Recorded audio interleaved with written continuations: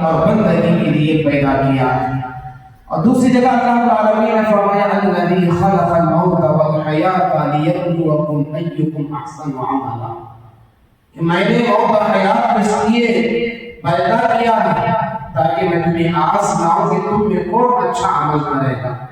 تو وہ ان آیتوں سے ہمیں بات معلوم ہوئی ہمارا دنیا میں آنے کا مقصد اللہ تعالیٰ کی عبادت اور بندگی ہے، نیک اعمال کو بجا لانا ہے، اور اسی مقصد کے تحت اللہ رب العالمین نے بھی پیدا کیا ہے۔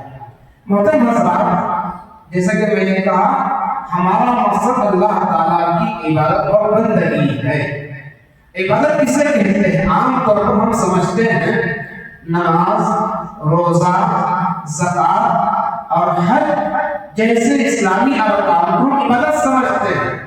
یہ ہمارا مقید تصور ہے، لیکن اسلام ہمیں اس کا ایک وسیع تصور دیتا ہے۔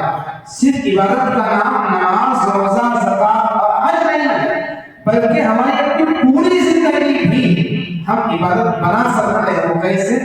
اگر ہماری زندگی کا ایک ایک لمحہ، ہماری زندگی کے ہر معاملے میں اگر ہم نے اللہ اس کے رسول صلی اللہ علیہ وسلم کے طریقے کے مطابق اگر ہم نے اپنی زندگی گزارا، ہماری پوری زندگی عبادت بن جائے گی۔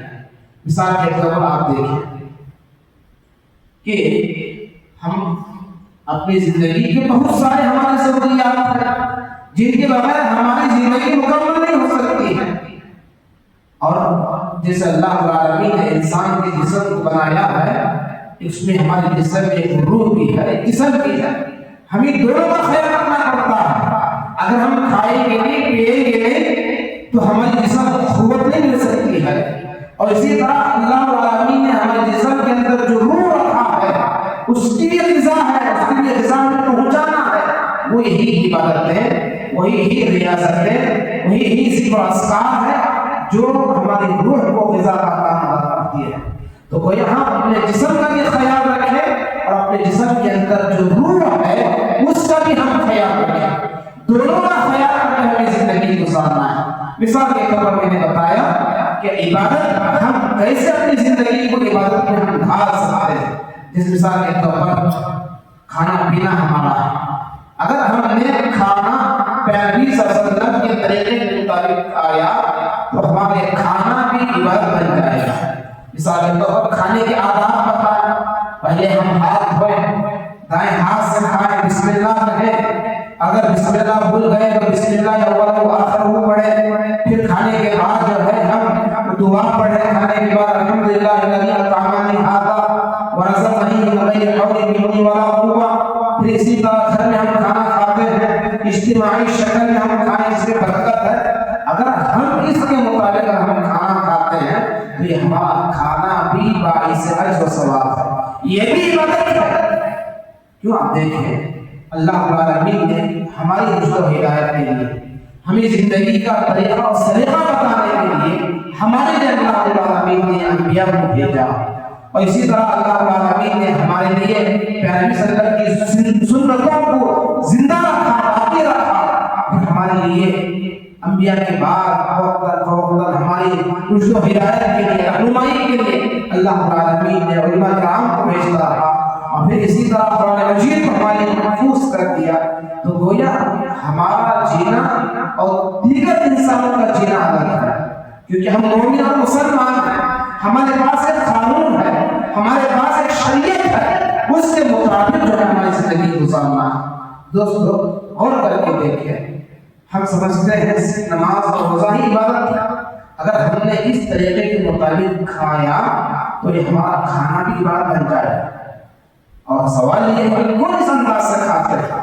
ابھی کتنے لوگ ہیں جو بسم اللہ کے بغیر کھانا شروع کرتے ہیں، دائیں ہاتھ کا خیال نہیں رکھتے ہیں، دسترخوان پر کیسے کھانا ہے، اگر کھانا گر جائے تو اس کا کیا کہا جائے، کھانے کی بعد کی دعا کیا ہے، جو اللہ نے ہمیں کھلایا ہے اس پر ہم اللہ کا شکر ادا نہیں کرتے۔ آپ بتائیں ہماری زندگی عبادت کیسے شامل ہو سکتی ہے، کیسے ہمیں اجر مل سکتا ہے؟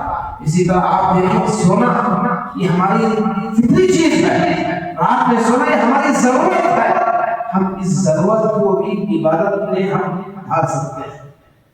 کھانے سونے کی جو آداب ہے صلی اللہ نے بتایا، وضو، ذکر اسکار، قرآن مجید کچھ خاص صورتوں کی تلاوت، دائیں کروٹ سونا، بستر کو 3 مرتبہ جھاڑنا، اگر اس کے مطابق چیز سونے سے منع کیا اس سے بچنا پیٹ کے بل، تو وہ اگر اس کے مطابق ہم سوتے ہیں ہمارا پورا سونا کی عبادت میں شامل ہے، ہماری ہر ضرورت ہے وہ، بغیر سوئے ہم جو ہے چست نہیں رہ سکتے، اپنے جسم کو طاقت نہیں دے سکتے۔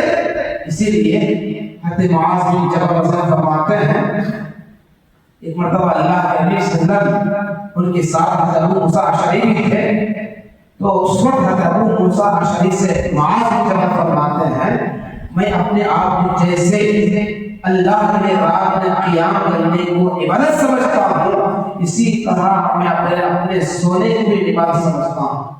کیسے؟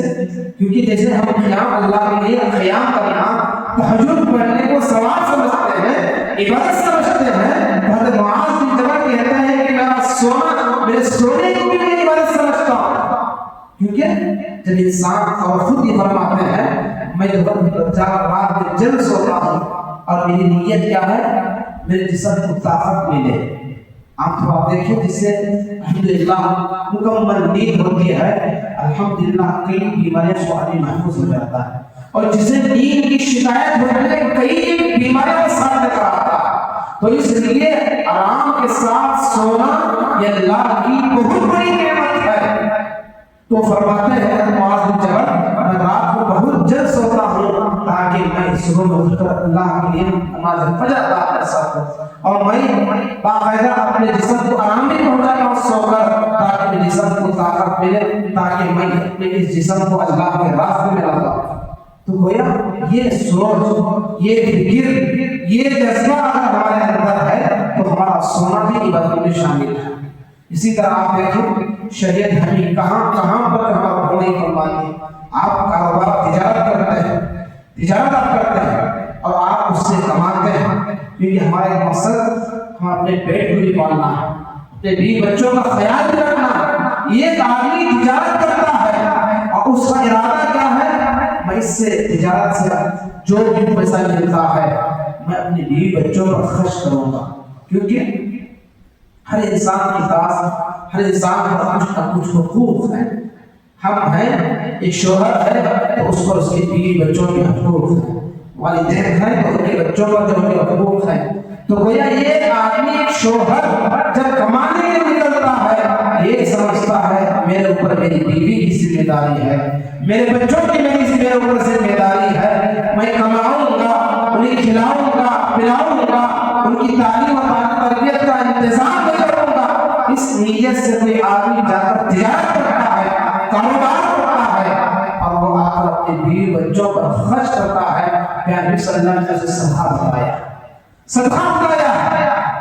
مثال کے طور پر آپ 10-15 ہزار روپے کماتے ہیں اور ماہانہ 10,000 15,000 20,000 تک اپنے بیوی بچوں پر خرچ کرتے ہیں، گھر کا کرایہ ہو، بچوں کا تعلیم کا انتظام ہو، کھانے پینے کا انتظام ہو، ان کے لباس کا انتظام ہو، اور آپ اپنے بیوی بچوں کے سارے انتظامات کرتے ہیں، گویا آپ اللہ کے راستے میں 10-15 ہزار ماہانہ آپ جو خرچ کرتے ہیں وہ بھی آپ کی صدقے میں شمار ہوگا، اس پر بھی آپ کے لینے لکھے جائیں گے۔ تو اس لیے دوستو، اور یہاں پر پیارے نبی صلی اللہ علیہ وسلم نے فرمایا ایک آدمی اپنی بیوی کو محبت سے ایک لقمہ کھلاتا ہے تو باقاعدہ اس پر اسے اجر ثواب ہے، اور اسی طرح جو شخص اپنے بیوی بچوں پر خرچ کرتا ہے، ایک دینار، جیسے کہ پیارے صلی اللہ نے فرمایا ایک دینار وہ ہے جو آپ اللہ کے راستے میں خرچ کرتے ہیں، ایک دینار وہ ہے جو آپ کسی غلام کو آزاد کرنے میں خرچ کرتے ہیں، ایک غلام ہے جو آپ مسکین پر خرچ کرتے ہیں، ایک دینار ہے جو آپ اپنے بیوی بچوں پر خرچ کرتے ہیں۔ صحابہ کو اللہ علیہ وسلم نے بتایا کہ تمہیں معلوم ہے ان 4 دیناروں میں سب سے افضل، سب سے بہتر کون سا دینار ہے؟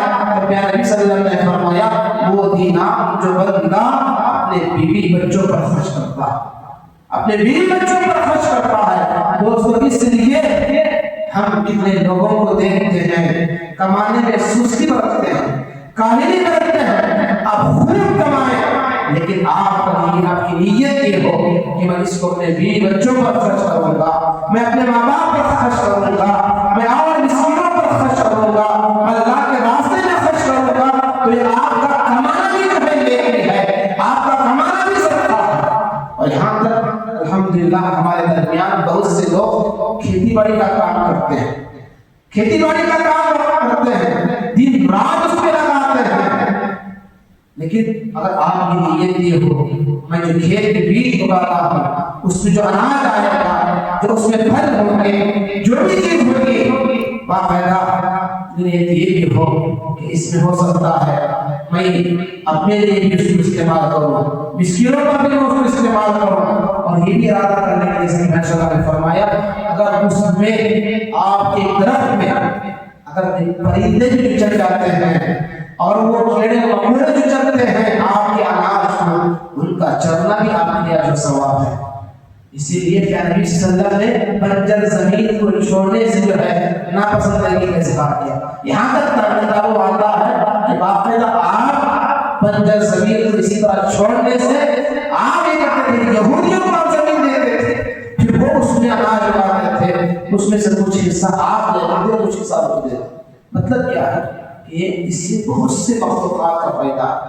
अगर आपके पास जमीन है आप उसे खाली मत छोड़ो, किसी के हवाले आप कर दो, मैं तुम इसमें खेती करो। और याद रखो उसमें जो खेती होती है अल्हम्दुलिल्लाह ये तो इंसानियत में फैला है। अल्लाह की कितने मखलूकात जो आसमान और जमीन में है, अल्लाह रब्बुल आलमीन ने आपके खेत से जो परिंदे जो कीड़े मकोड़े खा जाते हैं, लेकिन आपके लिए उसका जो सवाब है। अब आज़ादा हो सकता है हमारी खेती बाड़ी में हमारी फसल में नुकसान भी हो जाता है, कभी खसारा भी हो जाता है, लेकिन अगर हमारी नीयत ये हो जैसा कि मैंने आपके सामने बताया तो इंशाअल्लाह आपके लिए आखिरत में जो है अल्लाह रब्बुल आलमीन बतौर जो है सवाब बतौर नेकी का ज़ख़ीरा तो आपके सामने पेश करेगा कि देखो आप खेती करते थे, आप अनाज उगाते थे, दुनिया में आपको खसारा हुआ, लेकिन आप इस खेती से इतने मेरे मखलूक़ात को फायदा पहुंचा तो आपके लिए वो सदका है, देखो उनका ये अजर आपके लिए। दोस्तों इसलिए अल्लाह रब्बुल आलमीन ने हमें जो इबादत के बहुत से रास्ते बताया है, शर्त ये है कि हमारी जिंदगी अल्लाह उसके रसूल सल्लल्लाहु अलैहि वसल्लम के तरीके के मुताबिक हो। इसी तरह आप देखें हमारे जिस्म पर भी हक है और हमारे अपने बीवी बच्चों पर भी हक है। जैसे कि मैंने आपके सामने कहा इबादत सिर्फ नमाज का नाम नहीं है, बल्कि हमारे ऊपर जिन जिन के हुकूक में है उनका हक अदा करना भी इबादत है। जैसे कि मशहूर हदीस वाक़या आपने बारहा सुना कि अबू दरदा रज़ियल्लाहु अन्हु और सलमान फारसी रज़ियल्लाहु अन्हु का, अबू दरदा एक बड़े इबादत गुज़ार थे, ऐसे इबादत गुज़ार दिन भर रोज़ा रखते थे, रात भर जो है तहज्जुद की नमाज़। ना उनको जो है अपने जिस्म का ख्याल है, ना उनको अपनी बीवी का ख्याल है। और सलमान फारसी और अबू दरदा ने अल्लाह के रसूल ने भाईचारा किया। तो उस वक्त सहाबा बाकायदा जो अंसार होते थे उनके घर में रहते थे, बाकायदा उनसे फायदा उठाते थे। तो इसी तरह सलमान फारसी अबू दरदा के घर में रहते थे, लेकिन अबू दरदा ये बड़ी इबादत गुज़ार, दिन भर रोजा, रात भर तहज्जुद की नमाज, क़ियामुल लैल।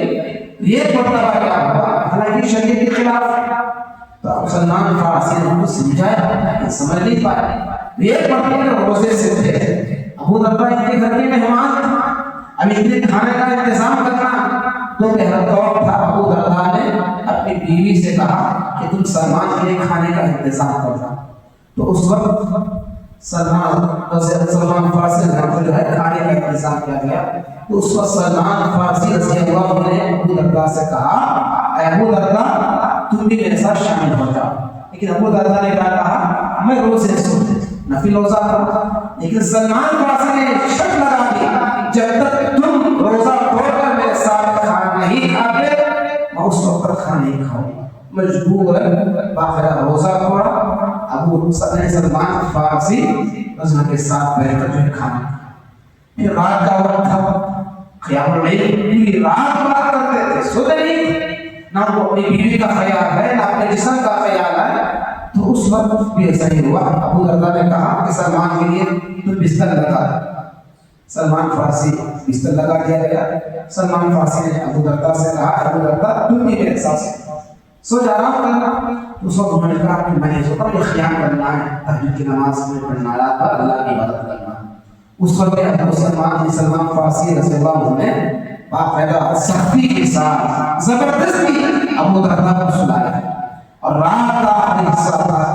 خود سلمان فارسی اٹھے، ابو درداء کو اٹھایا، اب اٹھو اب نماز پڑھو۔ نماز ختم ہونے کے بعد سلمان فارسی رضی اللہ عنہ نے ابو درداء سے کہا ابو درداء دیکھو تمہارے اوپر تمہارا اپنے جسم کا بھی حق ہے، تمہارے اپنے جو ہے بیوی کا بھی حق ہے، تمہارے اپنے آنکھوں کا بھی حق ہے، رات کا کچھ حصہ سویا کرتے ہو، رات کا کچھ حصہ جو ہے بیوی کا بھی حق ہے، اپنی بیوی کا بھی حق دو، اور جسم کا بھی حق ہے، کبھی روزہ رکھ لیا کرو، کبھی روزہ چھوڑ دیا کرو۔ لیکن ابو درداء پریشان بھی ہونے لگے، میری عبادتوں سے اس گناہ نے مجھے محروم کر دیا۔ فجر کی نماز ہوئی، فجر کے بعد جب اللہ کے نبی صلی اللہ علیہ وسلم سے معاملہ پیش کیا کہ اللہ کے نبی کل سے ہمارے ساتھ یہ معاملہ ہوا، کل دن کا معاملہ تھا، میں روزے سے تھا، سلمان فارسی نے مجبوراً مجھے روزہ توڑ کر جو ہے مجھے کھانے میں شامل کر لیا۔ رات بھر نماز پڑھنے والا، لیکن انہوں نے مجھے رات کا اکثر حصہ سلا دیا۔ اللہ کے نبی صلی اللہ علیہ وسلم میں کیا کروں؟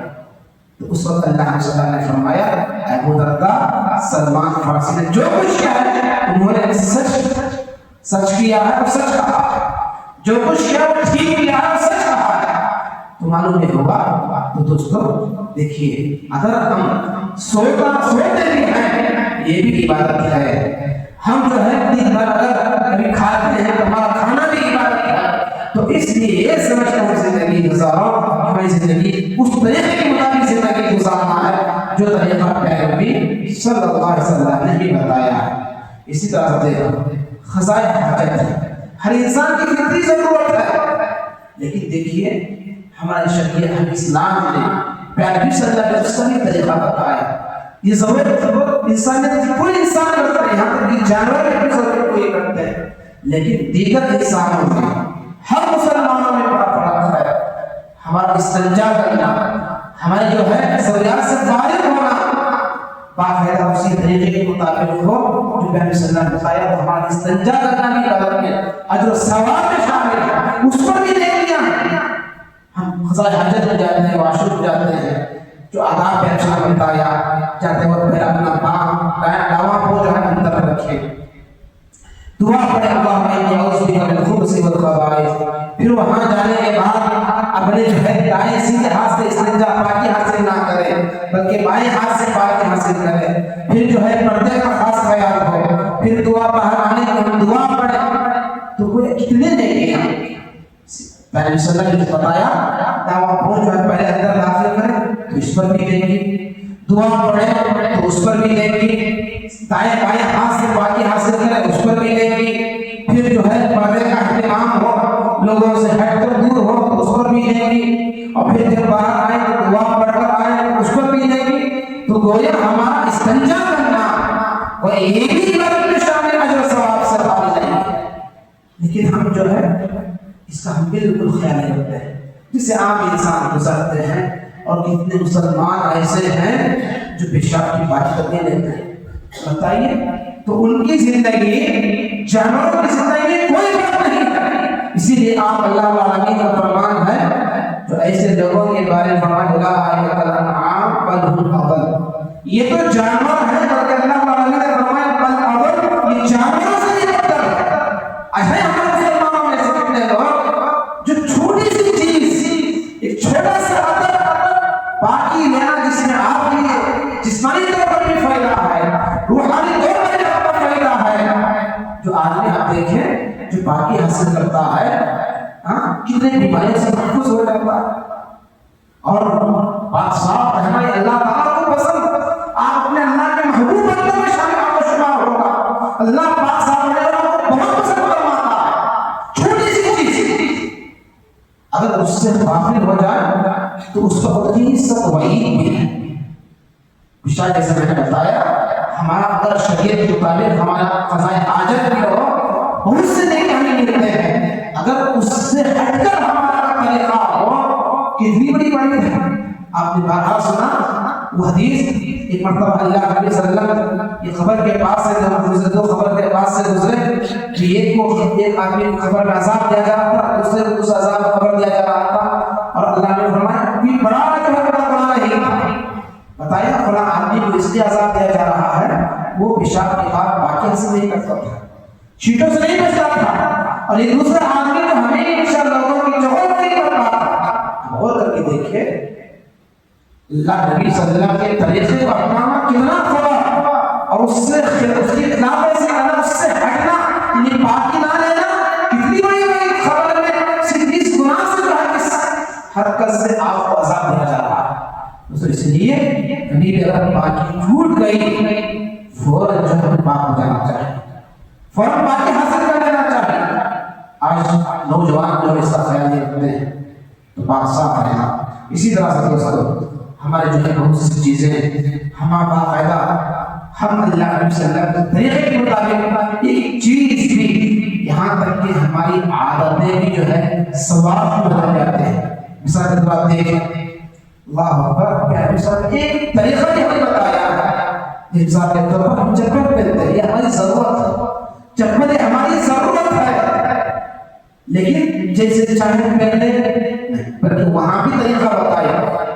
آپ چپل پہنتے تو پہلے اپنا دائیں پاؤں سے پہنتے، اور چپل جب نکالتے تو اپنے بائیں پاؤں سے پہلے چپل کو نکالیں۔ یہ حالانکہ ہماری عادت ہے، ضرورت ہے۔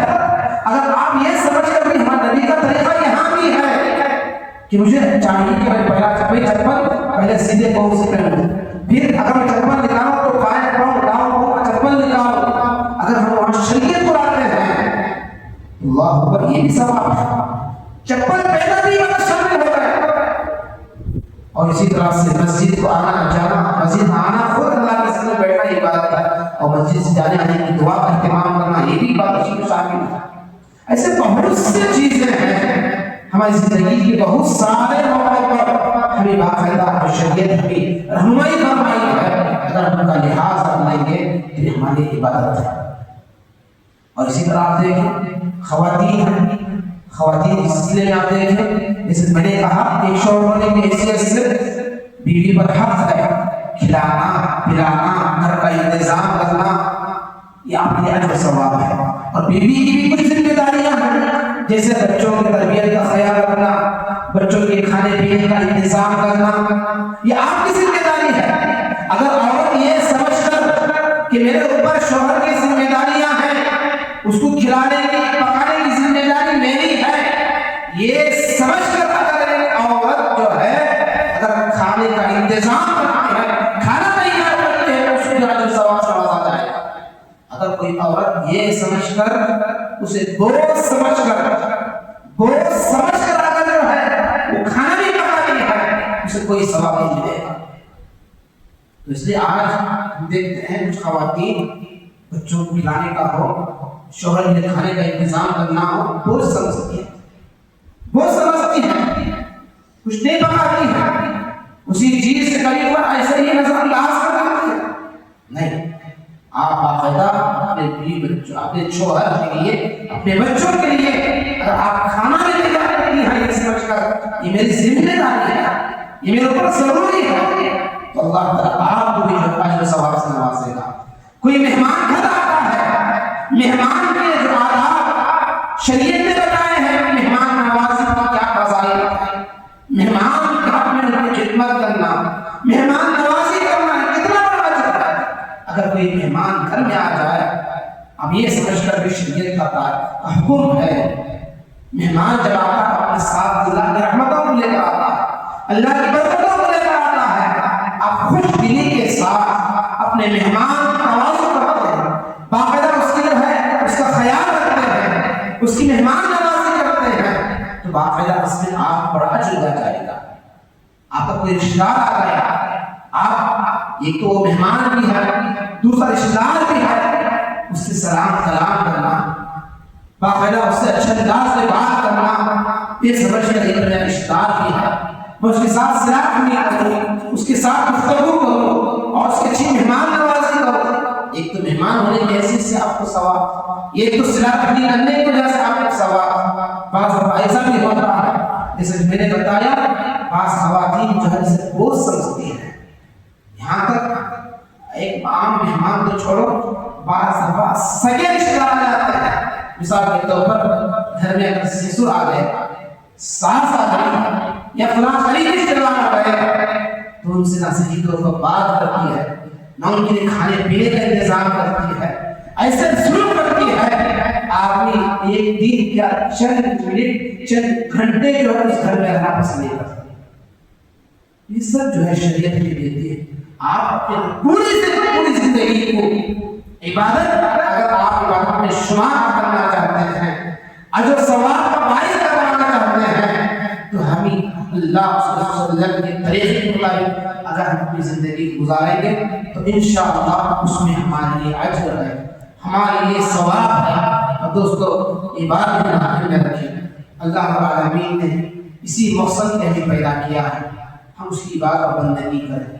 اور عبادت اور بندگی کے لیے خاص مہینے نہیں ہیں، خاص ایام نہیں ہیں، خاص دن نہیں ہیں، خاص اوقات نہیں ہیں، بلکہ اللہ رب العالمین نے نبی صلی اللہ علیہ وسلم فرمایا وَاعْبُدْ رَبَّكَ حَتَّىٰ يَأْتِيَكَ الْيَقِينُ. نبی آپ جب تک آپ کسی جسم میں سانس باقی ہے اس وقت تک آپ کو اللہ کی عبادت اور بندگی کرنا ہے. دوستو اس لیے ہم یہ نہ سمجھیں صرف رمضان کا مہینہ ہی عبادت کا مہینہ نہیں، بلکہ یہ عبادت کا مہینہ یہ کثرت ثواب زیادہ حاصل کرنے کا ایک مہینہ ہے، اپنی عبادت کو زیادہ بڑھانے کا مہینہ ہے. لیکن جس طرح رمضان کے مہینے نماز فرض ہے، اسی طرح غیر رمضان میں بھی نماز فرض ہے.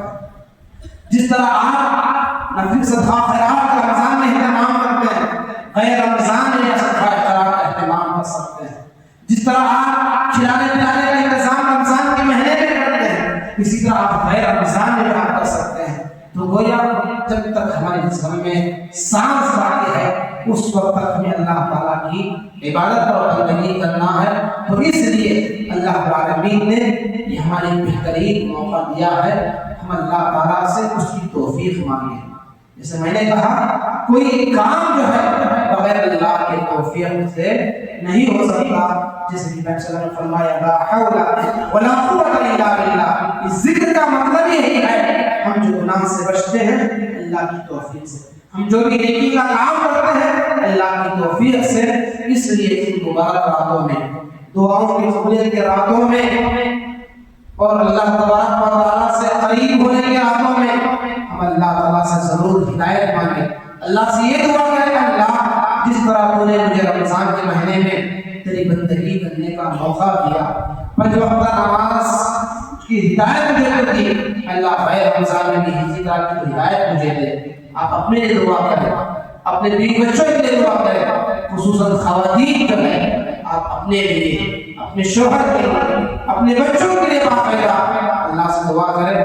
اللہ رمضان کے مہینے میں جیسے ہمارے گھروں کے اندر عبادتوں کا اہتمام تھا، قرآن مجید کی تلاوت کا اہتمام تھا، ذکر و اذکار کا اہتمام تھا، اللہ کے اہتمام غیر رمضان میں کرنے کی توفیق دے.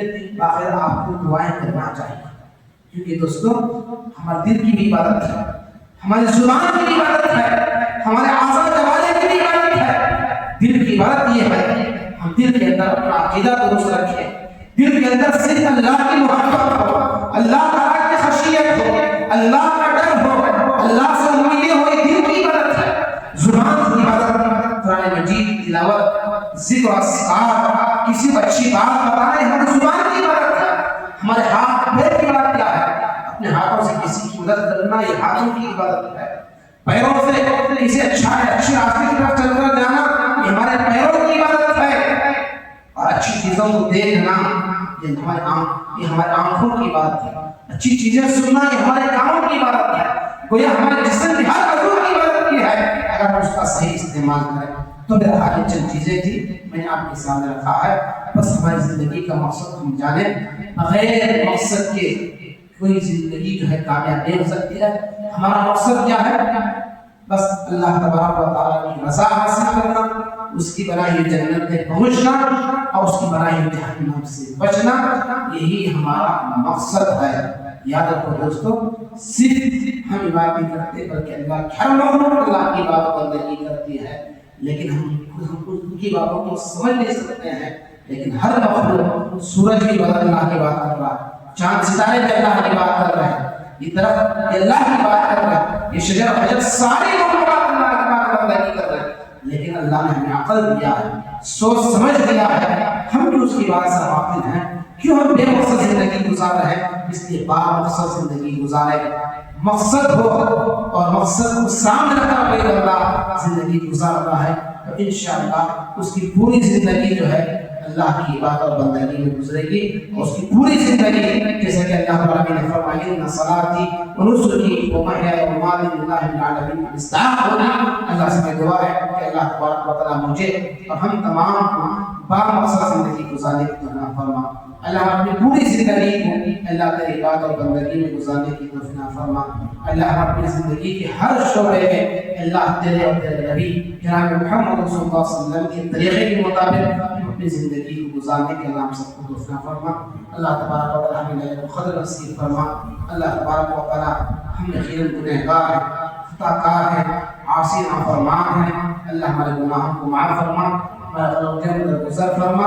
اللہ تبارک و تعالیٰ ہمیں جہنم سے آزاد فرما، جنت میں داخلہ فرما، اور اللہ ہم سے پہلے جتنے بھی لوگ دنیا سے رخصت ہو چکے ہیں، انتقال کروا چکے ہیں، اللہ کو ان کی بھی مغفرت فرما، ان پر رحم و کرم کا معاملہ فرما۔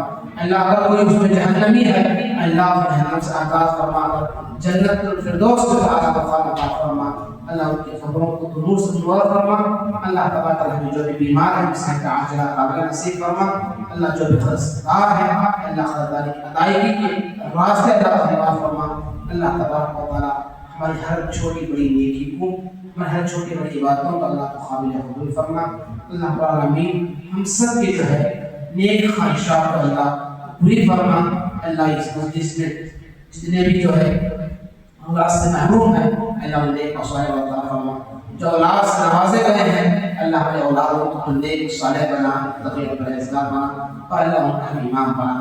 آمین۔ ربنا تقبل منا انك انت السميع العليم وتب علينا انك انت التواب الرحيم صلی اللہ علیہ نبی آمین۔ محترم حضرات، جیسا کہ بتایا گیا کہ باقاعدہ اس کو ہم ایک اللہ کی نعمت سمجھے، اور وقت کا ہر لمحے کا جو ہے کہ قدر کرے، کیونکہ پھر ہو سکتا ہے ایسی راتیں رمضان کے بعد بھی آئے، لیکن یہ راتیں نہیں آ سکتی، تو اس لیے ہزار مہینوں سے بہتر بات ہماری پوری زندگی، اور ہماری پوری زندگی میں آج کیا ہے 50-60 زیادہ سے زیادہ 60 سال کی عمر ہے، اس سے کم عمر میں بھی دنیا سے انسان چلے جاتا ہے، وہ کی کوئی جو ہے گارنٹی نہیں ہے۔ تو اس لیے ان باتوں کو غنیمت سمجھو اور اس سے زیادہ سے زیادہ فائدہ اٹھانے کی کوشش کریں، اور بیکار باہر ادھر گفتگو کرنے سے کوئی فائدہ حاصل ہونے والا نہیں ہے۔ تو اس لیے اس اپنی باتوں میں زیادہ سے زیادہ جتنا ہم اپنی نماز پڑھتے ہیں پڑھیں، جتنا ذکر و اذکار کرتے ہیں آپ کریں، قرآن مجید کی کثرت سے تلاوت کریں۔ اگر کسی کو قرآن مجید پڑھنا نہیں آتا ہے، کچھ نہ کچھ تھوڑا بہت آتا ہے، قرآن اٹھا اٹک کر پڑھتا ہے، اس میں دگنا اجر ہے، ڈبل ثواب ہے۔ تو اس لیے قرآن مجید اٹھا کر ہاتھ نہ پڑھ جائے تو انشاءاللہ آپ کی جذبے، آپ کی نیت پر بھی اللہ تعالیٰ کو ثواب دے گا۔ کسی کو نہیں آتا ہے، بس قرآن مجید ہاتھ میں پڑھ کر انگلیاں پھیل کے چلا جائے، آپ کا جذبہ، آپ نیت پر اللہ اجر دے گا۔ لیکن وقت ضائع ہرگز مت کیجیے۔ اللہ تعالیٰ ہم سب اس کو توفیق فرمائے، اور بچوں سے گزارش ہے بیکار گلیوں میں ادھر گھومنے پھرنے سے یہ مناسب نہیں ہے، تکلیف دینے والا کبھی مسلمان نہیں ہو سکتا، اس لیے خاص کر گلیوں میں جس کی وجہ سے عورتوں کو تکلیف ہوتی ہے۔ پھر ہمارے اپنی اپنی مجلس میں جیسے مسجد ہے اس کا ادب احترام کریں، اور جب ہم آزو بازو بیٹھتے ہیں اپنے بازو پڑوس کا بھی خیال رکھیں، کیونکہ باہر عورتوں سے شکایت آتی ہے کہ یہاں ہم پڑھتے رہتے، قرآن مجید پڑھتے رہتے ہیں، نماز پڑھتے رہتے ہیں، بازو بیٹھ کر کوئی جو ہے فون کا استعمال کر رہی ہے، کوئی جو ہے بیکار کی باتیں کر رہی ہے، کوئی جو ہے کچھ چیزیں وہاں سے دکان سے لا کر یہاں بیٹھ کر کھاتے ہیں، جس سے جو ہے دوسرے آپ پڑوسیوں کو تکلیف پہنچتی ہے، یہ اچھی بات نہیں ہے۔ تو اس لیے آپ کسی کے لیے بوجھ نہ بنیں، اگر ایسا ہی کرنا ہے آپ کو بہتر ہے آپ جا کر گھر میں سو جائیں، گھر میں عبادت کر لیں، دوسرے خواتین کو تکلیف پہنچانا، یہاں مدرسہ اپنے دیگر جو ہے ساتھ تکلیف پہنچانا یہاں سے نہیں ہے۔ ان تمام چیزوں کا خیال رکھتے ہوئے انشاءاللہ رات کو اللہ کے بعد میں گزاریں گے تو انشاءاللہ ہمیں اس کا مکمل فائدہ اللہ کے بعد رہے گا۔ اللہ ہم سب کسی کو فرمائے آمین۔ ربنا تقبل منا انك انت السميع العليم وتب علينا انك التواب الرحيم صلى الله عليه وسلم۔